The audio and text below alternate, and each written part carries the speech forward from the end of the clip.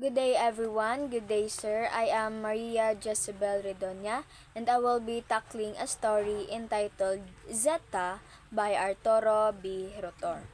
So Arturo B. Rotor is a respected educator serving as a professor at the University of the Philippines. One of his most notable achievements is the discovery of a rare form of jaundice now known as Rotor syndrome, which he documented while studying at Johns Hopkins University's Medical School.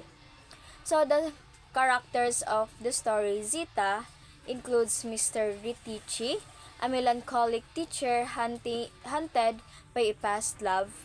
He arrives on the island of Anayat seeking solace, and his eternal struggle with his past and his growing feelings for Zita drive the narrative. He is a complex character, both drawn to and repelled by the innocence and beauty of Zeta.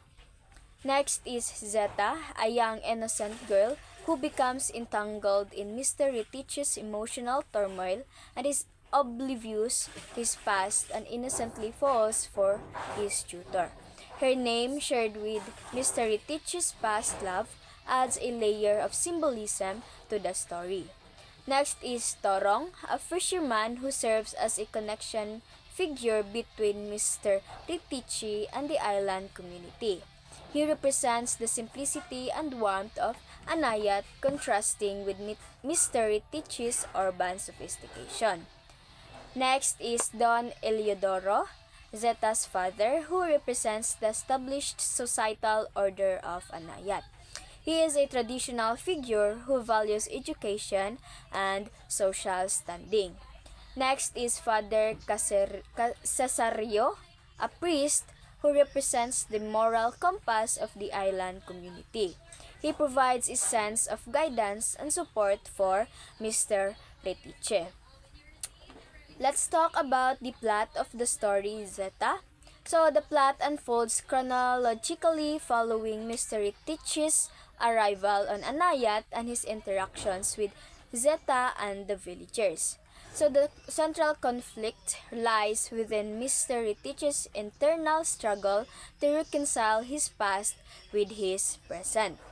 The external conflict is less prominent, but the arrival of the stranger from the city adds a sense of urgency to the narrative. So the story culminates in Mr. Retici's departure, leaving Zeta with a bittersweet understanding of his past and her own feelings. Next is the setting of the story.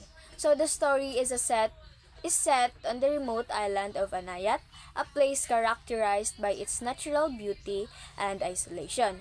Rotor's descriptions of the sea, the coconut palms, and the village create a vivid and atmospheric setting that reflects the character's emotional states. The contrast between the island's simplicity and the sophistication of the city where Mr. Ritici comes from is also significant. The island serves as a backdrop of Mr. Retici's internal turmoil, providing a sense of peace and tranquility that he is unable to find within himself. So the story is told from a third-person omniscient point of view. So the narrator has access to the thoughts and feelings from multiple characters, particularly Mr. Ritici and Zeta, allowing the reader to understand their perspectives and motivations.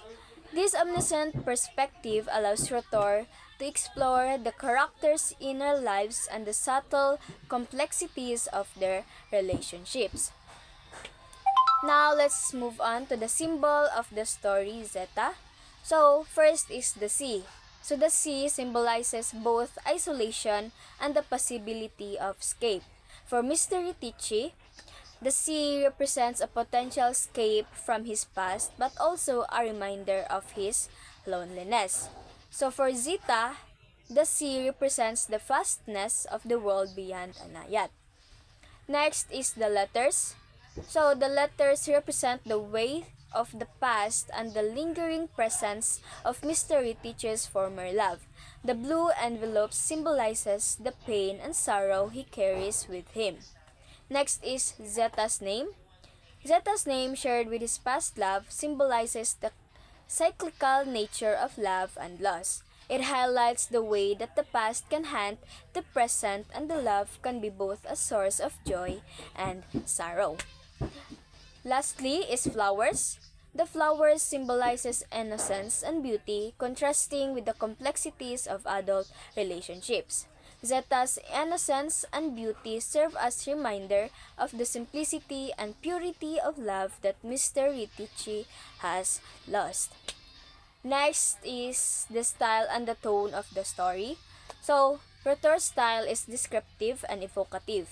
It focuses on sensory details to create a strong sense of place and an atmosphere. The tone is melancholic and reflective, conveying a sense of longing and the bittersweet nature of human relationships. Rotor's writing is characterized by its lyrical prose and its ability to evoke a range of emotions on the reader. Next